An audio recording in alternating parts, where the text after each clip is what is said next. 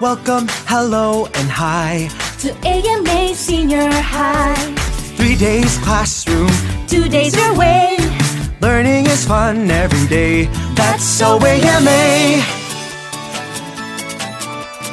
Classmates the smart, Quella and cool.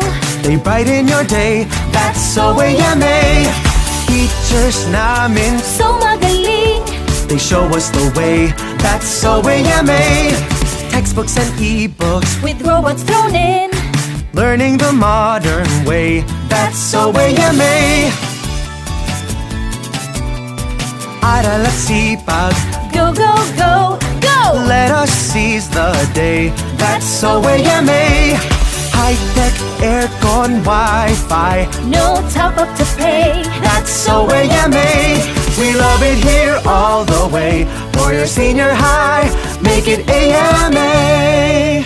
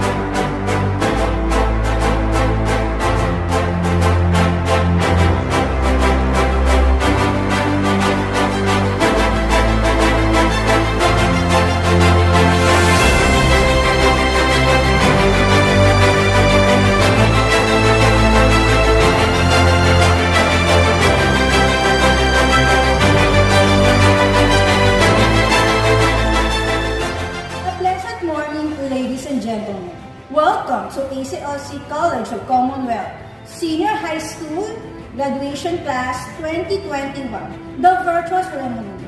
I'm Miss Jane Vivelus. And I'm Jane Miraflor. And we are your hosts. Let us welcome the graduating class of school year 2020 to 2021 at ACLC College Commonwealth, together with the faculty, administrators, school officials, and guests.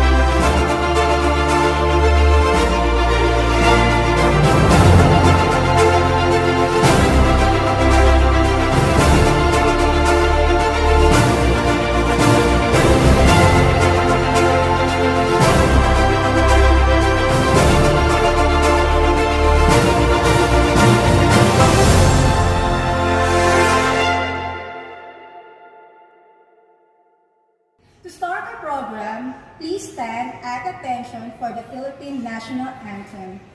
It will be followed by a prayer to be led by Jemima Dominic Miranda, student with honors.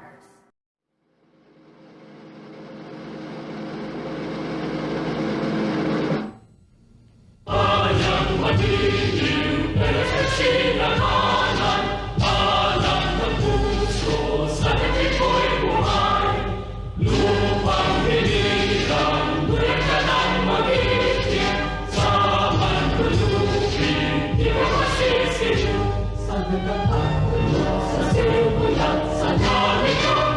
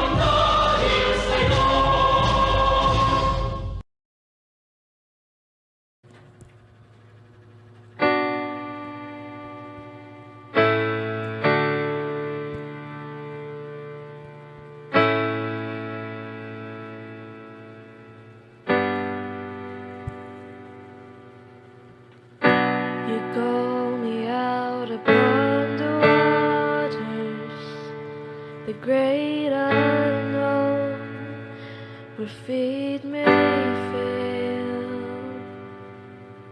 and there I find you in the mystery, in oceans deep, my faith will stand, and I will call upon your name, and keep my eyes above the waves. When oceans rise, my soul will rest in your embrace, for I am yours, and you are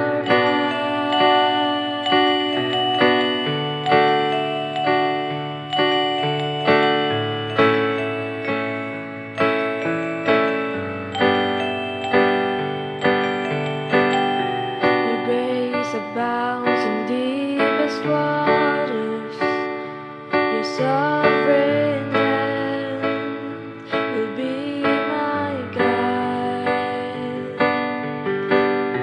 Your feet may fail and fear surrounds me. You've never failed, and you won't start now. So I will call upon your name, and keep my eyes above the waves.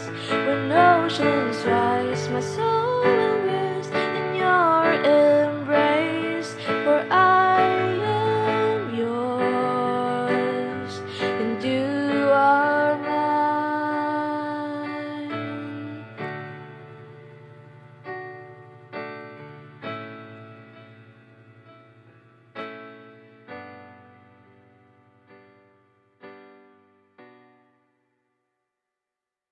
To formally welcome everyone to this momentous event, may we call on our beloved school director, Miss Caroline L. Bancoro.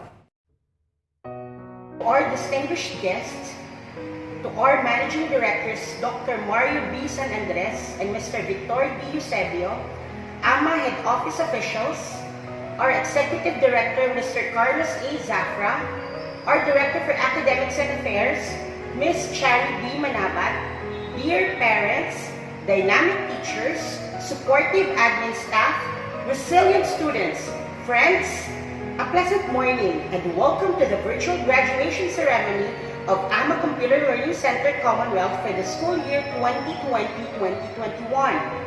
I would like to congratulate the class of 2021.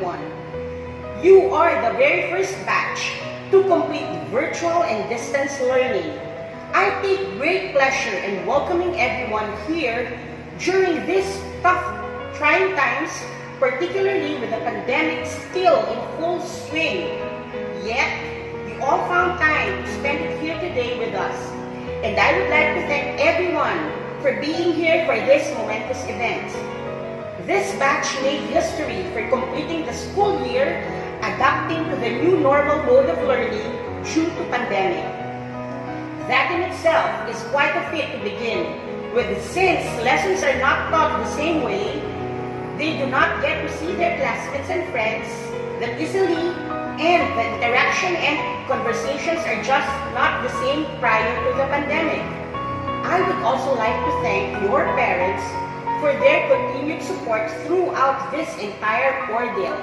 If you students are having quite difficult time during this entire time, what more about them who have put in even more efforts in order for everyone here to be able to get through the academic year, as well as to partake here in today's graduation ceremony.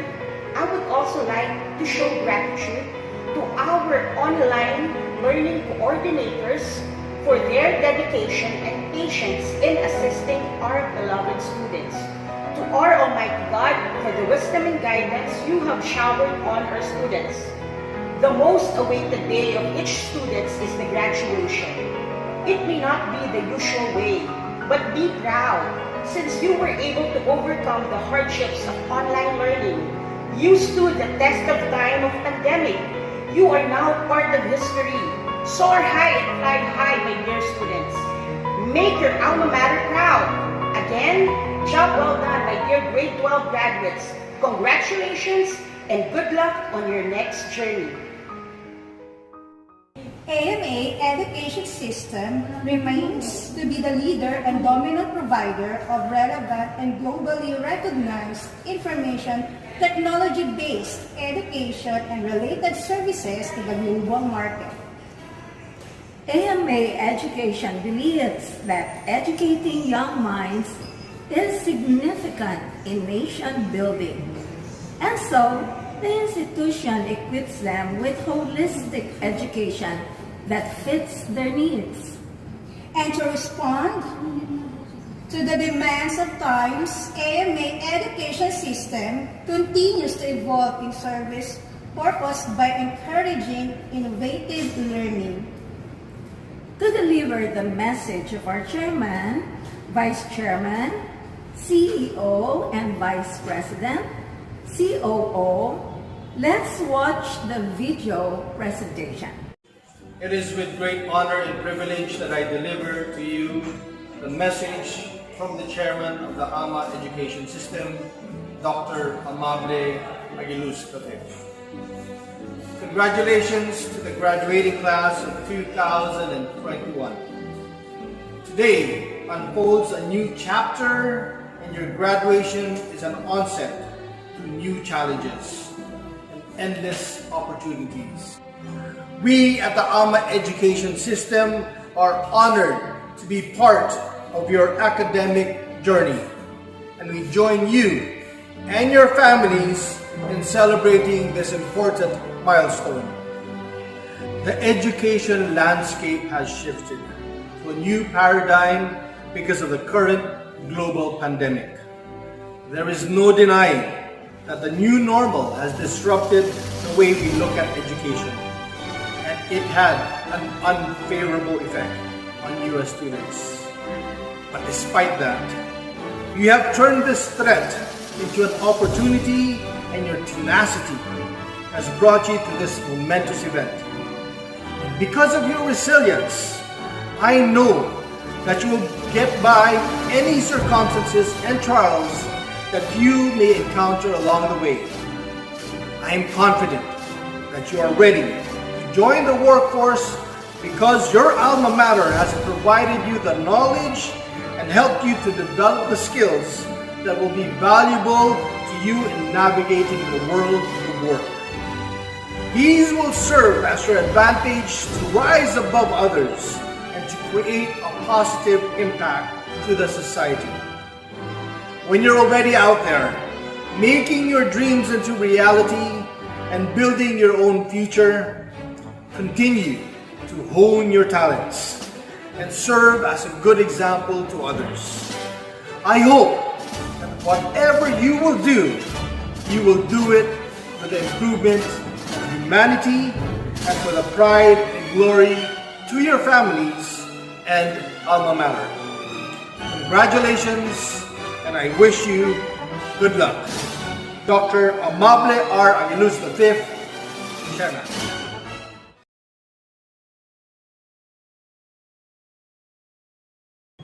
To inspire our graduates, we shall now hear an inspiring message from our distinguished guest.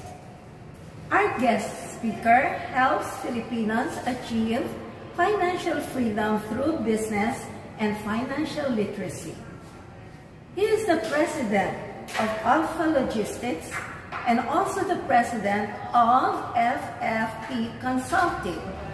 He is an international speaker and best-selling author of How Underdogs Can Become Overcomers, How to Overcome Financial Stress, and A Young Man's Manual to a Successful Life. He specializes in motivation, people, and leadership. He is also a Catholic lay preacher for the Feast Green Hills and the Feast Ortigas. He is a certified NLP Neuro-Linguistic Programming Practitioner by the American Union of NLP. Ladies and gentlemen, may I present to you Mr. J. Paul Hernandez.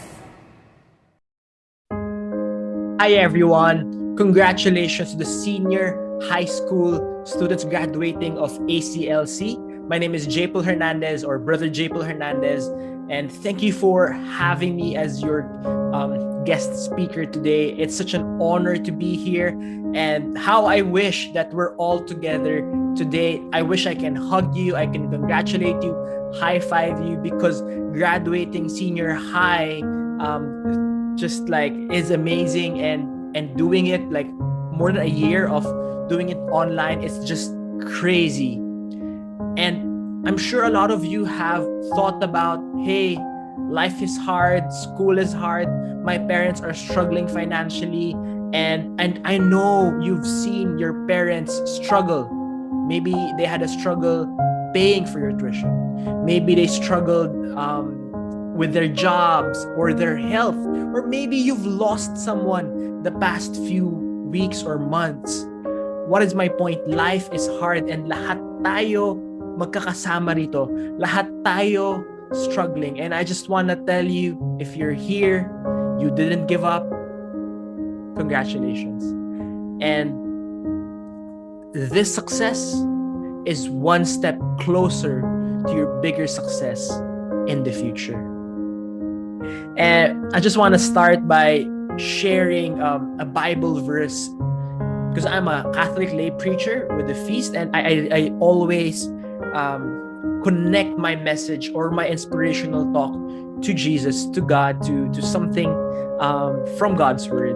Whether you believe in him or not, I respect you, but I just want you to just hear this verse out, and it's gonna inspire you. Proverbs 16 verse 3 says, "Commit your actions to the Lord, and your plans will succeed." You know, I had a struggle when I was graduating my high school, because I seemed weird. My classmates, a lot of them wanted to be nurses. During my time, everyone wanted to be nurses. And people thought that if you can be a nurse in the Philippines, then you can find job abroad easily, and then you'll get there, get married, and life is voila. It's good. I knew in my heart that this fat job was not for me, because one, I'm kind of lazy. I'm kind of lazy in, like, you know, I don't want to take care of people sometimes in that way, but as a nurse, all of that, you have to go out of your way in taking care of people. And sometimes I can be a bit grouchy, especially when I haven't eaten or haven't had coffee yet. So I just knew that it wasn't for me, and people were laughing at me because what's gonna be my future? Everyone wanted to go abroad and all of these things. I knew I wanted something that is related to people. I didn't know at that time that I was going to be an entrepreneur. I didn't know I was going to be a missionary. I didn't know that I will lead a ministry. But I knew that I wanted to be with people. And I'm just so grateful to God that, you know, I held on. I was able to hold on to that idea. Here's the thing, my dear friends. Maybe you'll watch the video of Steve Jobs on YouTube in his in a college message, and he said that you cannot connect the dots moving forward. You can only connect the dots looking backward. And now, connecting the dots, looking back on my life, you know, dreams, when we have our dreams in life, it doesn't look clear yet. It starts out very murky. It starts out weird. It starts out unclear. It starts out as foggy, because life is foggy. You don't know what your future is yet. But as you keep on moving forward, as you keep on pursuing this dream, this idea, something that is inside your heart, slowly it will become something. And that is my message to you. there is something in your heart right now that is growing. It is a vision, it is a dream, it is a message. And I want you to hold on to that dream, hold on to that concept, because when you graduate high school and then college and then you get your first job, you won't be successful immediately. It takes years, patience, sacrifice, and hard work to get there. But it's so easy to get lost by the temptations and just problems of life. So what I want you to do is you reflect at this moment, quiet your heart, and ask God, Lord, what are my dreams? What will my life be about? And if you hold on to this, this will be your compass in life. I want to tell you today, and that is the point of my message, to hold on to your dreams, or at your age, start dreaming. Dream about a crazy life. You know, when I was in high school, I was a bad student, a terrible student. I would copy from my classmates.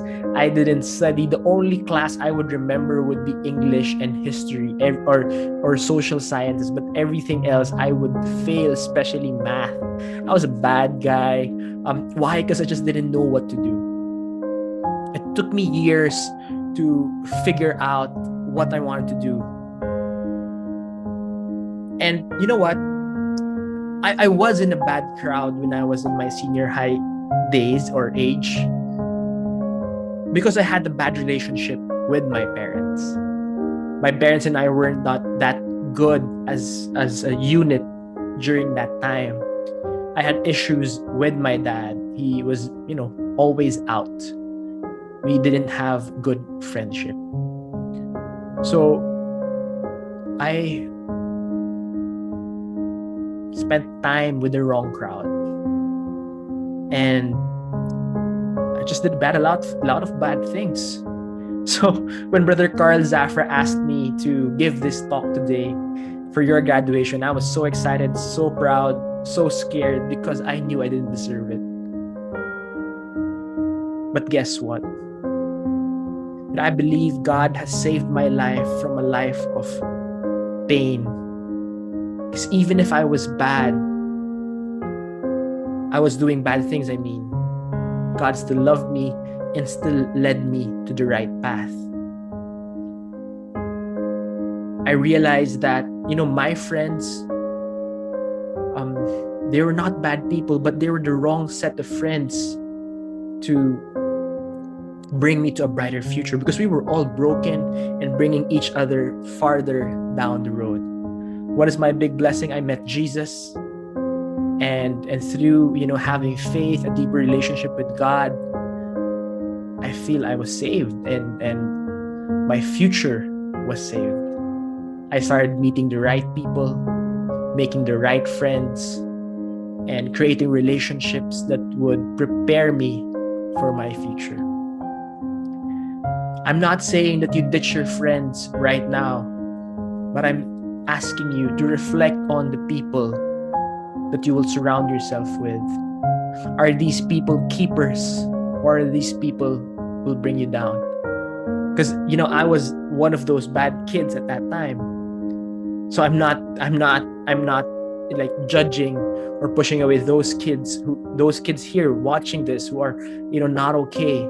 But my point is, everyone has a future, but you also have to reflect, how are you surrounding your life? So eventually, through the years, my parents and I had better relationships. Our family situation got better. My future got brighter. And the thing is, pain is a part of life. And no matter how much I tried to run away from pain through vices, through hanging out with the wrong crowd, through making lande different girls, the fact is, problems will always be there. Problems will be problems. And the more you run away from them, the more it won't be solved. No matter how many girls or guys you date, the problems will be there. And it will not just suddenly poof and you're okay. And what I really, I am concerned about for you, my dear senior high school graduates, is that you are entering a transition in life where you really can't meet with friends because of this pandemic, and it's really hard days. And some of you might have to work as a working student to just finish college. But here's what I realized in life. I have failed multiple times, and this is something that I'll give to the college graduates, that I failed in business, I failed in the job, but now I feel that I have achieved success at a young age. I run 2 businesses. I'm a best-selling author. I give talks in companies. I have a podcast, and I have friends in high places, or successful people, in other words. And all I can do is attribute it to God, because God never gave up on me. So here's my question. Why are you giving up on yourself? Why aren't you dreaming? You haven't even started life yet. You think the challenge with us when we're in their teenage days is that we hyper overreact the short things, the now, the situation, like wala na, ito na lang. Pero minamaliit natin yung pwedeng mangyaring maganda sa long term sa buhay natin. Friends, you might not be in a good spot today in your life, but here's just want to tell you, God believes in you, and you are meant for more. And I want to prepare for my closing by telling you, start dreaming. And as you start dreaming, slowly God's dreams for you will be revealed. Here are the challenges in dreams. Number 1, some people will push their dreams on you. It may be a relative, a family member who, had different aspirations in life, but didn't have the same opportunity, and their frustration, their insecurity, they're gonna pass on to you. What do I mean? I have a friend that she was a great artist, great, multi-talented, in my eyes, savant artist. And her parents wanted her to be a doctor. So she was supposed to study UP Fine Arts or Ateneo Theater. And her parents didn't allow that because she was meant to be a doctor, because, in their eyes, there was no money in that job. and the sad thing is that my friend was forced to study medicine in UST. My friend is afraid of blood, is afraid of needles. So second year of college, she was fainting whenever there's a needle or blood extraction, because she was in a pre-med course. And sad to say, in this life, she's now in her 40s and she's living day to day. Her job is not good. Why? Because she's living mediocrely. She has a mediocre life because she believes, she doesn't deserve her dreams to come true because it wasn't allowed when she was younger. I'm so sad for my friend because she feels her life is so miserable. And she deserves better. And why is this happening? Because she allowed her parents' dreams to push their dreams on her. She wasn't allowed to dream for herself. Second message is that selfish dreams. We all have selfish dreams, and that's okay. As I said a while ago, when you start dreaming, it's gonna look murky. It's gonna look foggy. It doesn't make sense yet. here's what I ask you: mute the noise and only listen to God's voice. The thing is, I want you to focus on your dreams, not to say that, oh, money is the most important thing. No, money is not the most important thing, but you can't also push away the life that is meant for you, the purpose you have in life. So what is my encouragement? It's okay if your dream doesn't make sense yet. If it seems selfish, just keep dreaming. And as you follow your dreams, it's going to evolve into something beautiful. And lastly, here's what I want to end with. Dream God's dreams. I said a while ago, I had multiple relationships or love life entanglements when I was in high school and college and after college. But today, what I own or have the most precious thing in my life is my marriage. It is something that is priceless. I have a very beautiful marriage. I love my wife. She is my best friend. And our son is such a wonderful guy. I'm a millennial, and I never thought that I could have a beautiful life at such a young age. But you see, how did I get there? Because I just, gave my life to God. And then, I allowed Him to give me my detours left and right until I found my place where I am right now. This is what I believe in. Sometimes you don't want to listen to God because it seems crazy. But you see, God's dreams for us are bigger than our dreams for ourselves. Sometimes we can't believe God's dreams for us because we are insecure. We don't believe in ourselves enough. We think we're small and we think we're not good enough. So what are God's dreams? These are the whispers.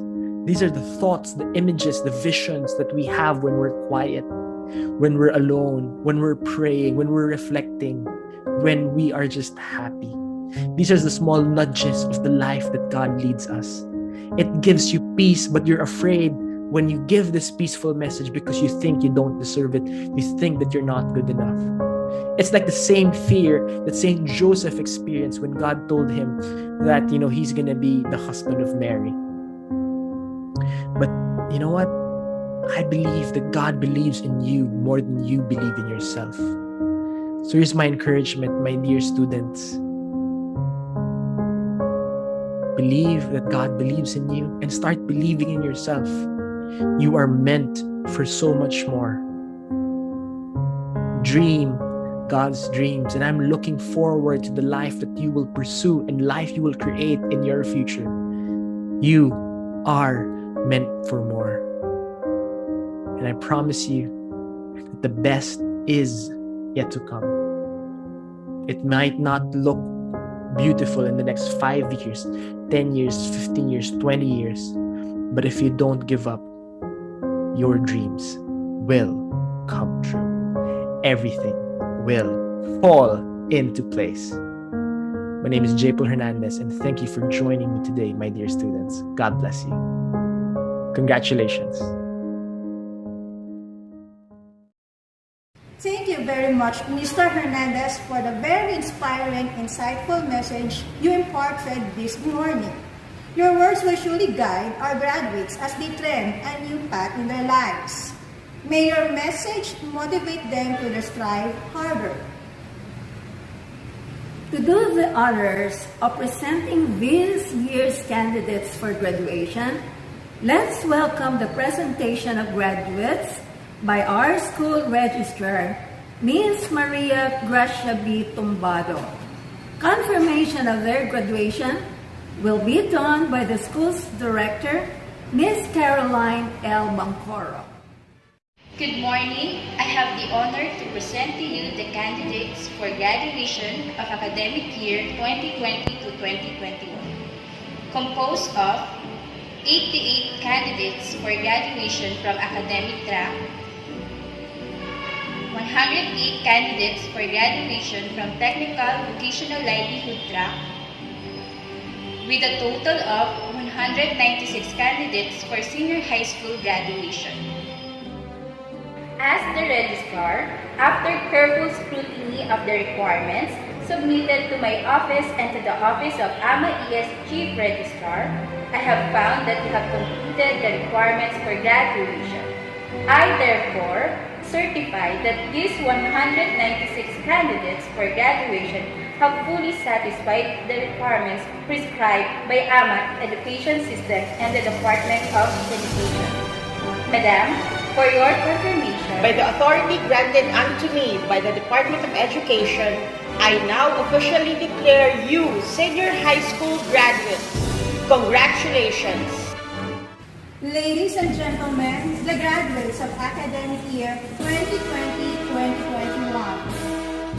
Academic track, Accountancy, Business and Management strand, under the advisory of Ms. Winilyn D. Lagarto. ABM 21. Celine Marie T. Abletia, with honors. Maridel A. Basera, ABM Student of the Year, Amazing Student of the Year, Best in Social Science, Best in Filipino, with high honors. Felicity R. Boco, with honors. Andrew Ford L. Cabatanya. Carl Christian E. Kadag, Best in Research, Leadership Award, with honors. Adeline V. Cañete, with honors.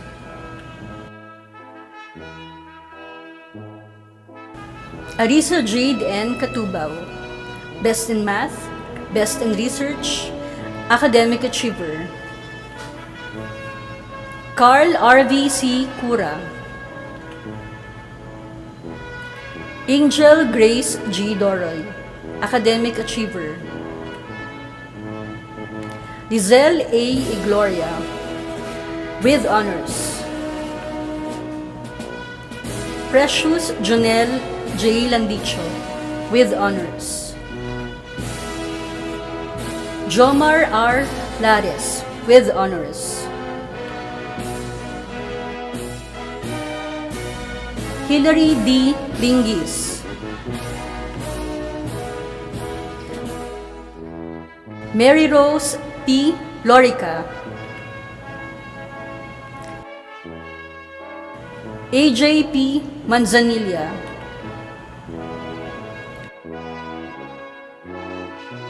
Mary Ann S. Mariano, with honors. Elijah May C. Ramos, with honors. Wawi Refe.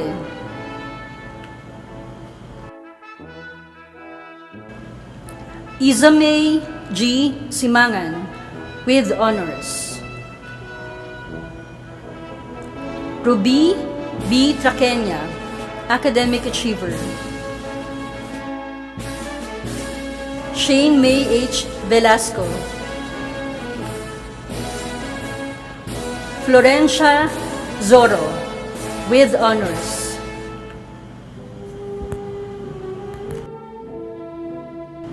ABM 22. Angelica Denise A. Agustin, Academic Achiever. Richelle H. Alipater. Brent Joser V. Almuela. Joanne D. Baleza.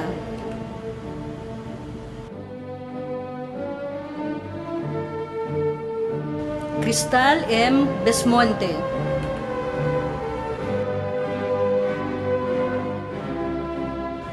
RJ C. Boho.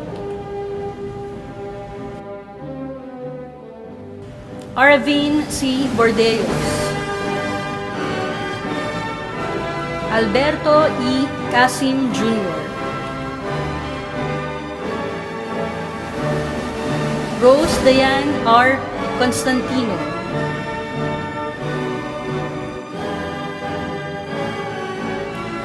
Princess Angel J. De Los Santos, with honors. Dayan S. Jonido.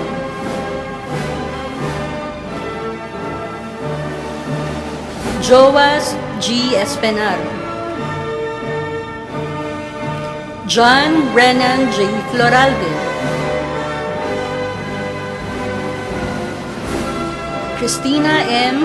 Galindez, Perseverance Award, Academic Achiever. April Jane A. Gascon.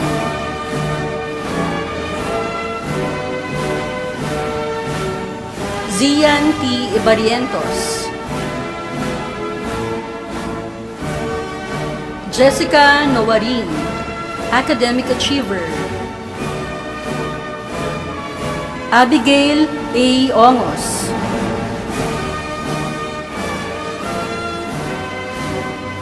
Rusty Panunsyal.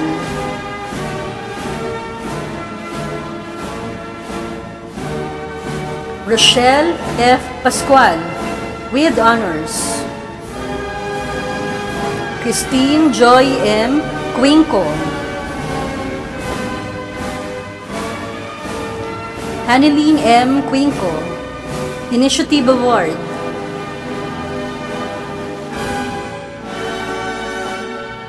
Cedric Andrew G. Sailan, with honors. Aldrin John D. Salabel, with honors. Like F. Santos. Remrose O. Tagnaman. Trisha Tolosa, Academic Achiever. John Eldridge P. Torrechiva. Justine George D. Tumake. Jabilita B. Zantua, with honors. ABM 23. Yvette Marie R. Ahesta, with honors.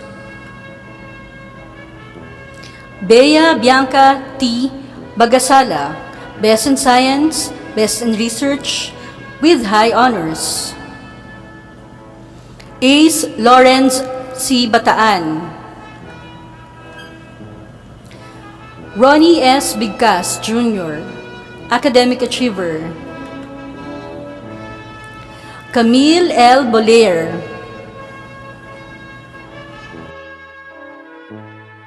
Kim Cyber L. Cabasan, Academic Achiever.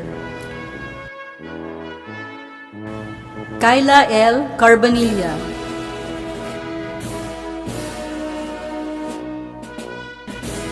Stephen Dirk Castillo, with honors. Gerald C. Serojano.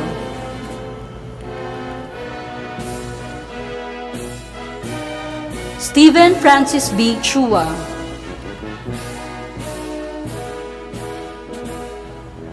Nazreen Marie E. Cordero. Edson Lance R. Cunanan, with honors. Denise Kim D. Jocarisa, Academic Achiever. Jessica May M. Jocarisa.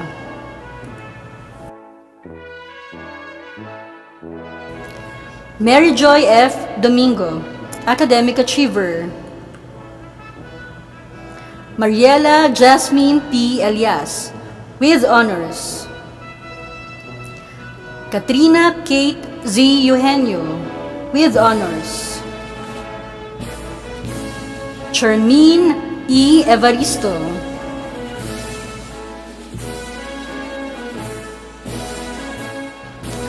Von Luigi Fajardo, Academic Achiever.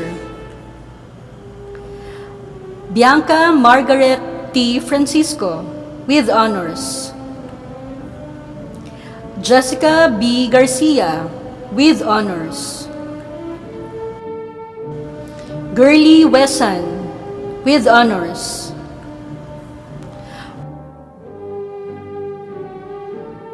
Rosalind T. Lorenzo, with honors. Dean Alfred G. Macay.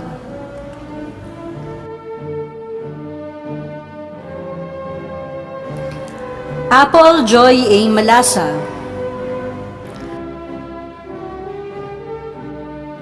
Kayceline Manzano, with honors. Kathleen D. Marcelo.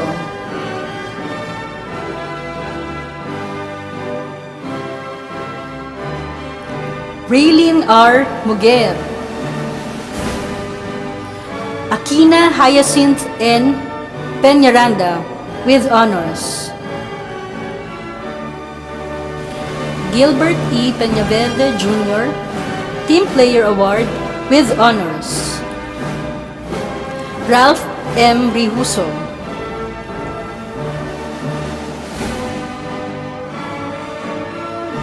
Ana Marie A. Soterio. Divine Grace L. Villa, Best in Entrepreneurship, Best in Conduct, Most Punctual, with honors. Raister L. Villa, Academic Achiever. Desiree M. Villarreal.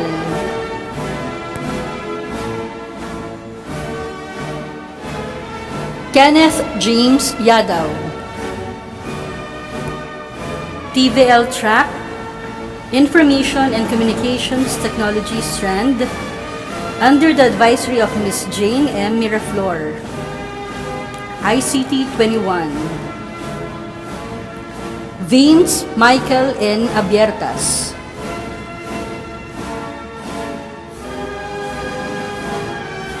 Johan M. Aranda, with honors. Roniel John Ken A. Baklaya.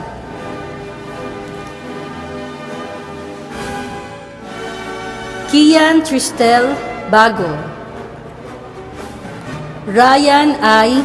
Belier, with honors.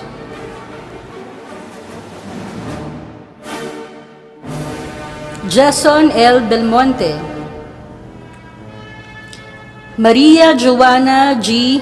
Blanca, Best in Entrepreneurship, Most Diligent, Most Honest, with honors. Angela B. Danieles.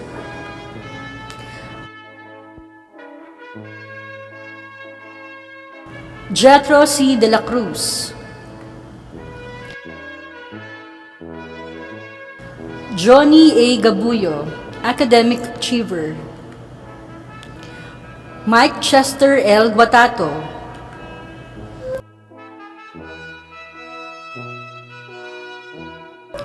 Edwin Dave T. Husseiniani.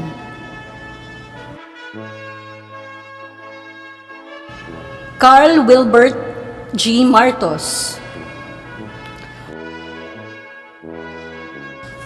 John Cyril O. Minyozo. Jemima Dominique B. Miranda, Best in Arts, with honors. Jason S. Morial.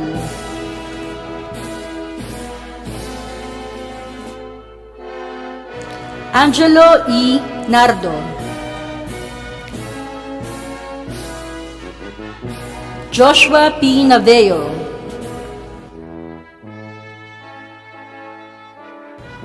Rafael John G. Peñaranda.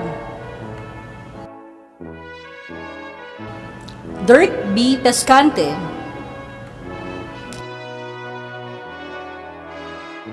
Kenneth C. Presilda.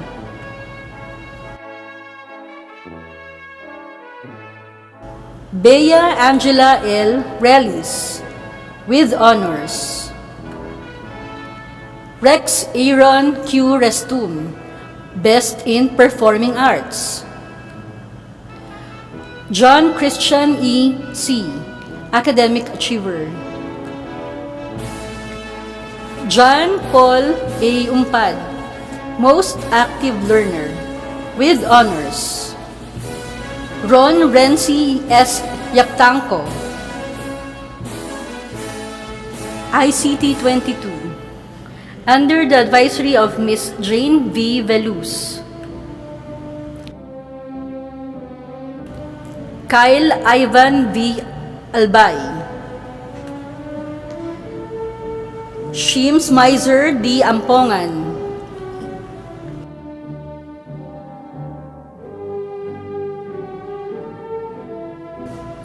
Mario A. Andaya Jr. Mark Roel L. Andaya.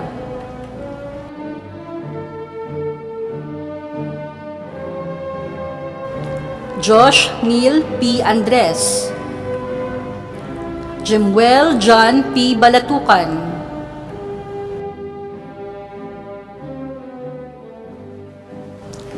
John Janil E. Brabat.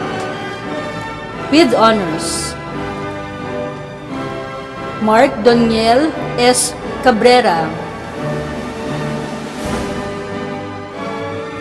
Cypress Lynn C. Cañada.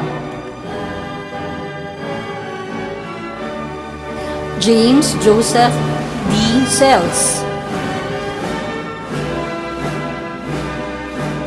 Patrick David Codo.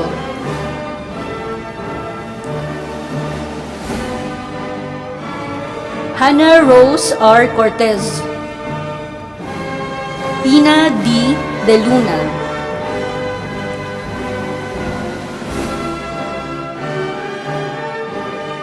Flordeliza P. Jonaldo.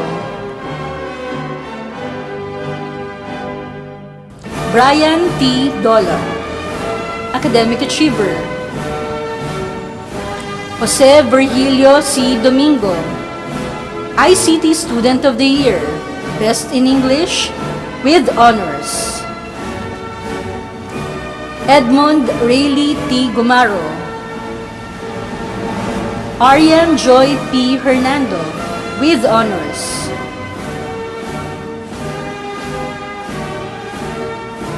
Uriel I. Infante, Academic Achiever. Carl Stanley G. Lim.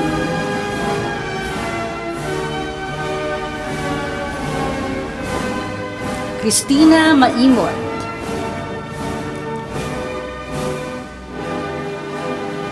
Bienvenido P. Manlice.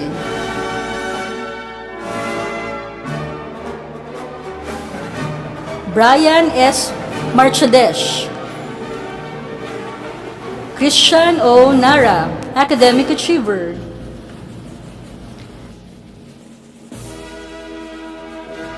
Jeric A. Peñaverde.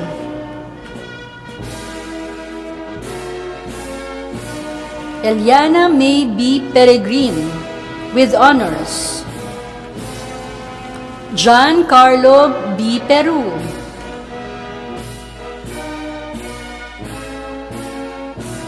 Joanne T. Seda.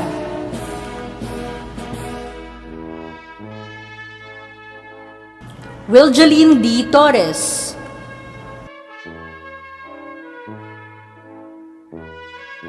CJ R. Vasquez. ICT 23, under the advisory of Ms. Jane M. Miraflor.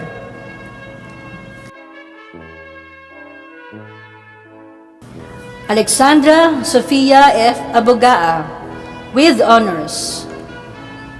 Jervin S. Blanco, Green Hands Award, Academic Achiever. Raymond Paul V. Bosita. JVP Camarino, Academic Achiever. Carlos P. Camba. Aldwin L. Canda, Athlete of the Year. Inu Carino.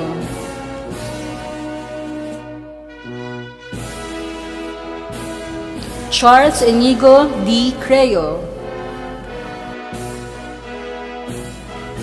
Claudine Jean G. De Leon.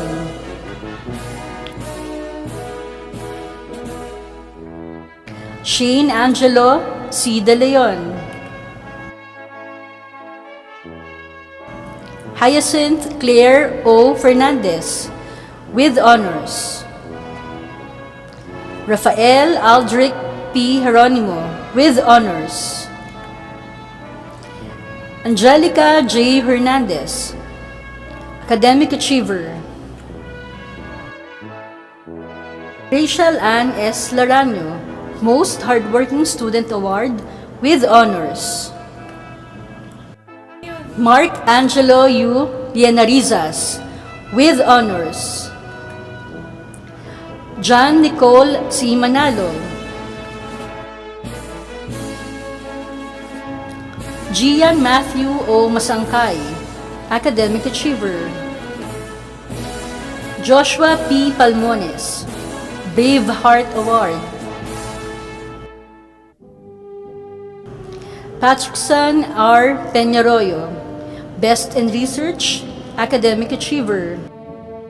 Ruvan A. Reyes, Best in Research, Most Improved Student Award, with honors.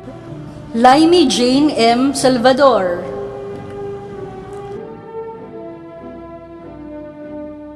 Jonalyn G. Sapin, academic achiever. Gabriel P. Shega.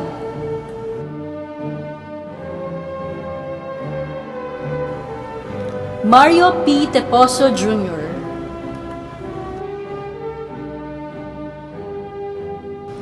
Michael P. Villalobos, Most Cheerful Giver Award, academic achiever. Keith David M. Zape, academic achiever. ICT 24, under the advisory of Ms. Jane M. Miraflor.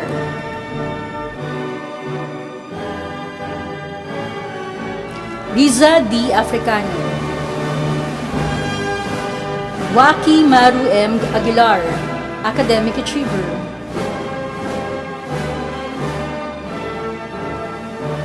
Lenny E. Arboleda, academic achiever.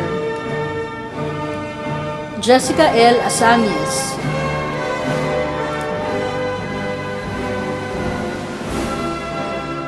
Iya Alessandra Baldonado.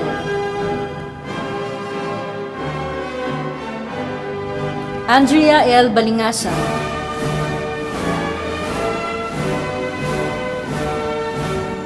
Edward McCoy T. Balino, academic achiever. Joniel Martin S. Bebedor, with honors. Carmina Kalinaw.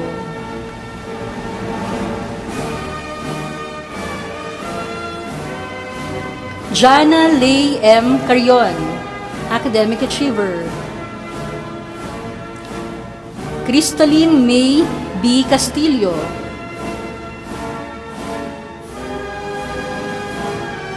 Zeus Daniel M. Contillo.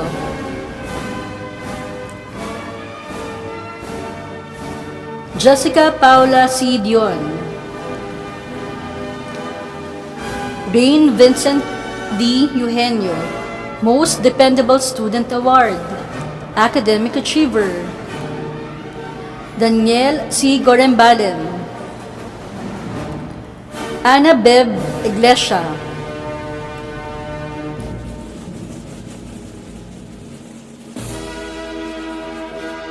Jericho D. Miraflores, academic achiever. Kurt Daniel P. Moyrong, Best in Entrepreneurship, academic achiever. Michael V. Puso, academic achiever. Shimi Josel M. Reserva. Lori Lee A. Sakilabon, academic achiever.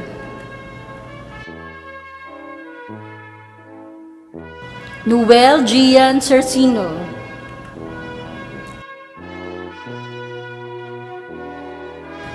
Leonard B. Sebastian, academic achiever.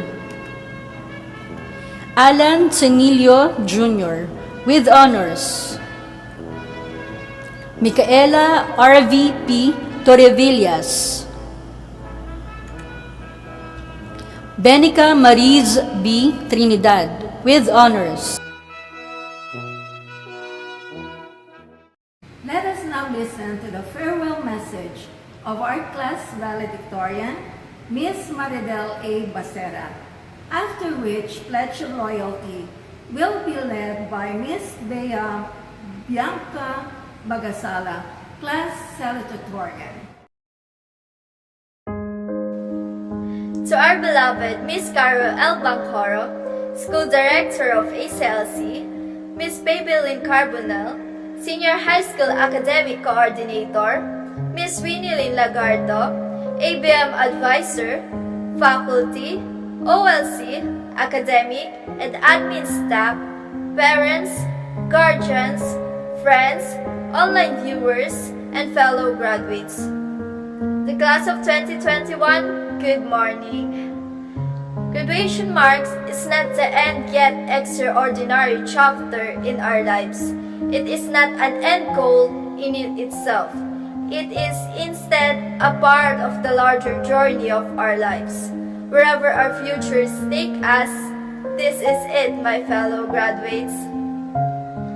When I remember the first day like it was yesterday, we started to know our second family. Some of us were apprehensive and hesitant about our new classmates and teachers, while others quickly adjusted to a senior high school life. There's a moment of silence at first, but afterwards, everyone had their own chica. There was a time when we discovered the talent of our classmates. And there was a time when my best friend knew my struggles, deeply sad when my sister went abroad, financial problems, anxiety, failures, and regrets. But I used these things to cope up in my studies and let myself shine. Let ourselves shine in our unique way with a good heart. Because of that quote, people see me. I've given a chance to build my confidence in this school. I'm truly honored and so much thankful for the opportunities that molded me into the best version of myself. From a shy type and full of fear student to a confident, strong, motivated, with a good heart. But when the pandemic began, we were initially relieved because classes had been cancelled and we wanted to spend the entire day in bed. But we didn't realize that it was the start of our nightmare, as we began to lose the jobs of our loved ones and started taking classes online. Too much struggle in online class.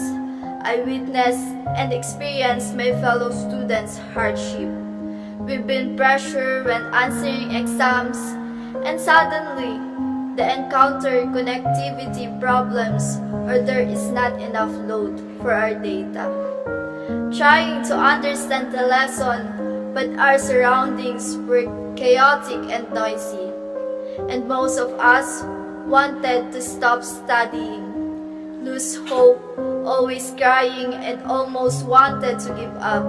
But here we are, more than conquerors with God, for not giving up and striving harder in our academics in order to achieve our life goals.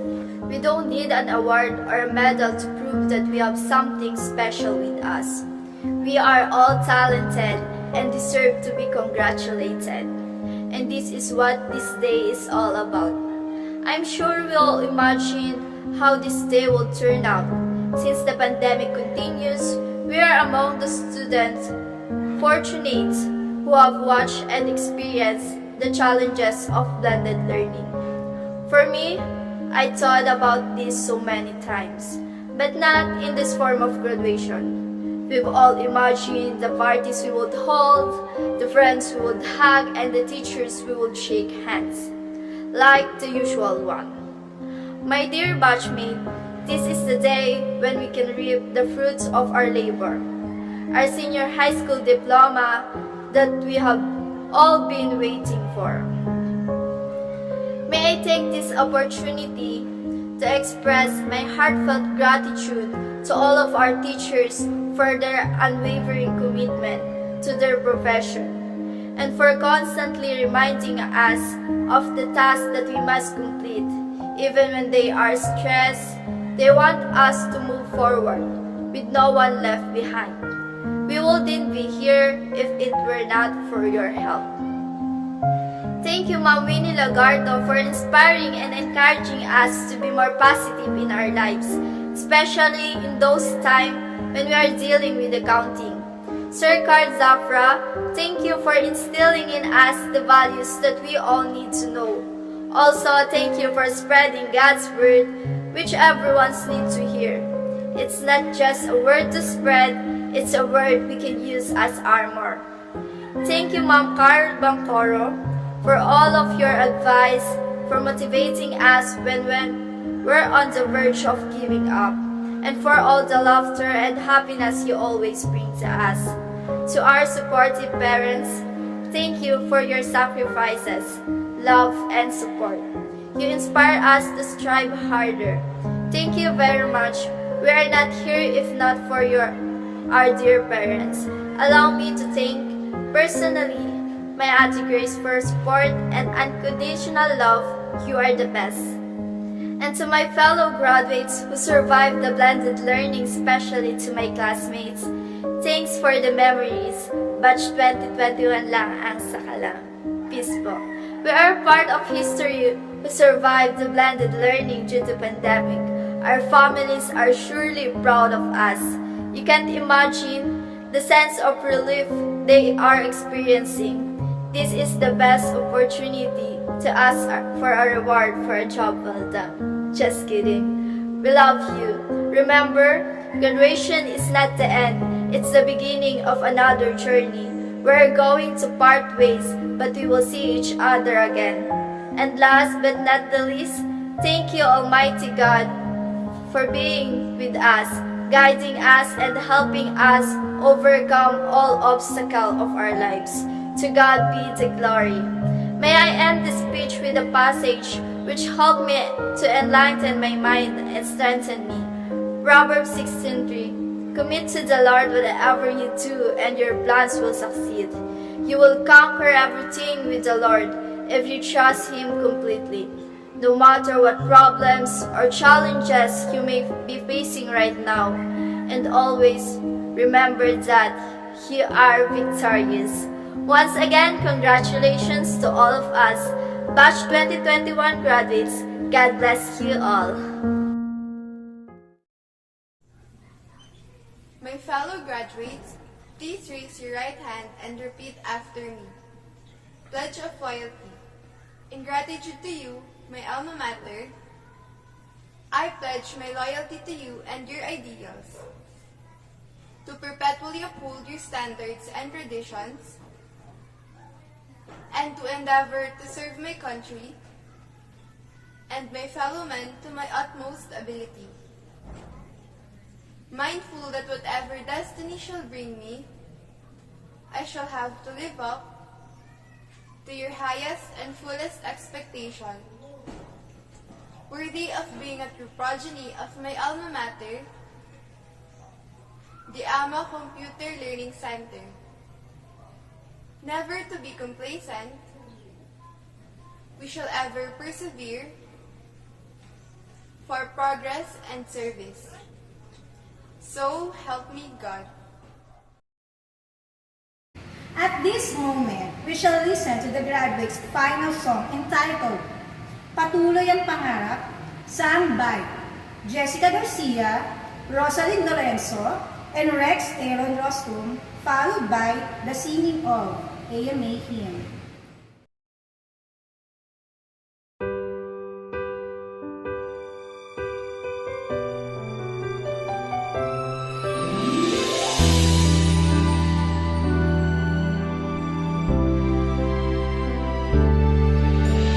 Di pa rin makapaniwala sa lahat ng nangyayari.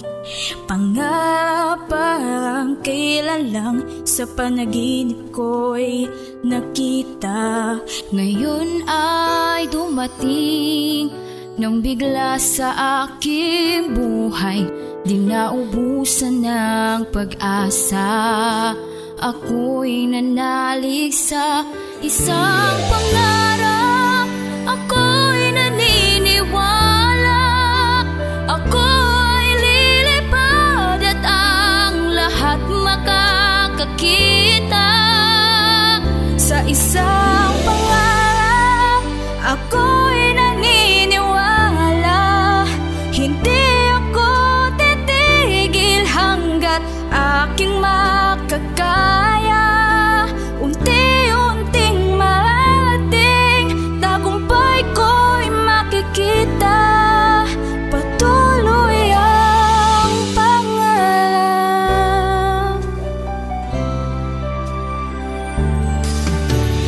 Di pa rin makapaniwala sa aking nakikita. Lahat ng panalangin ko ngayon may kasagutan. Lahat ng pinagdaanan at pinaghirapan nagbigay ng kalakasan upang marating Ang isang pangarap, ako'y naniniwala. Ako'y lilipad at ang lahat makakakita. Sa isang pangarap, ako'y naniniwala.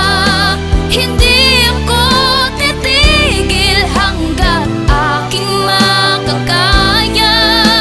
Unti-unting marami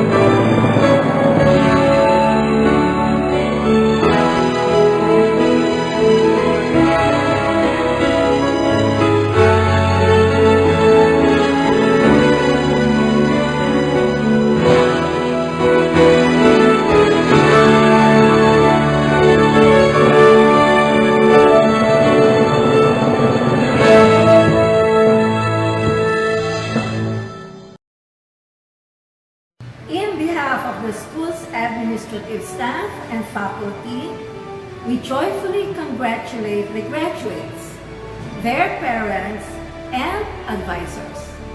We sincerely thank all those who helped and supported us and all the guests who attended this momentous event. Thank you very much, and